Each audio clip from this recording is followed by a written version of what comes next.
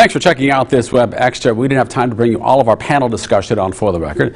That part of the conversation focused on a decision by Iowa Governor Kim Reynolds regarding federal relief for child care. Continuing our discussion now with Rob Edel and Mark Schwiebert. Federal grants available to states would help them pay for child care services. Iowa was eligible for $30 million, but Axios reports Governor Kim Reynolds and the Iowa Department of Health and Human Services won't fill out the form. They won't apply. A report by the Dispatch indicates the governor didn't want the state to put $3 million in matching funds required to get that full grant. Axios adds Iowa is one of only 25 states eligible for this grant. One big problem that we heard about during the pandemic in Iowa specifically is the lack of child care availability. Is this a political move because the governor doesn't want to be seen taking help from the Democrat in the White House? What will the repercussions of this be on families in Iowa, Rob? Listen, Kim Reynolds' track record speaks for itself. She's led Iowa to a record financial status, ending the most recent fiscal year at a surplus. She worked with Republicans in the Iowa House and Iowa Senate to lower state income tax because of our financial success. And she was just resoundingly reelected, expanding her majorities in the Iowa House and the Iowa Senate. The directive from Iowans is very clear to Governor Reynolds, and it's just simply keep doing what you're doing. The goal of every state should be to limit any dependency on federal funding. We're proud to be one of the most financially sound states, and I agree that if we don't need the federal funds, there's no reason to take them. And so you think she made the right move here then, Rob?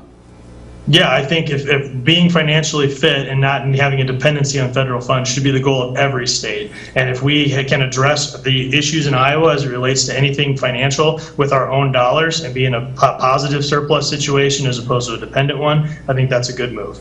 Mark, is this the right decision in your opinion? I think it's absolutely inexplicable. Anytime you can get $10 for $1 of investment, you're a fool to let it pass. And I think it's particularly true when it concerns child care.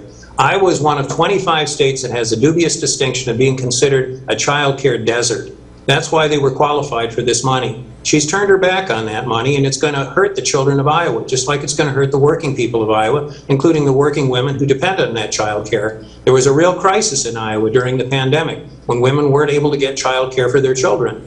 And this is simply going to aggravate that situation. I find it ironic that a state that has been so outspoken about protecting the rights to fetuses is so ill-considered when it comes to taking care of those children once they're born in one of the most basic ways necessary for child care. I think this is just another indication that the Iowa legislature and the Iowa governor are moving in the wrong direction. And those lower taxes, wait about 5 years. We've had a flat tax in Illinois for 50 years, and it's been a disaster. Now Iowa's going to be faced with that, and I think you're going to find a lot more shift is going to be put on property taxes at the local level as a result of the lower income taxes that are being collected at the state level. It's really a bad move, but on this child care thing, I think it's a real betrayal of working women and men in Iowa and of the children of Iowa.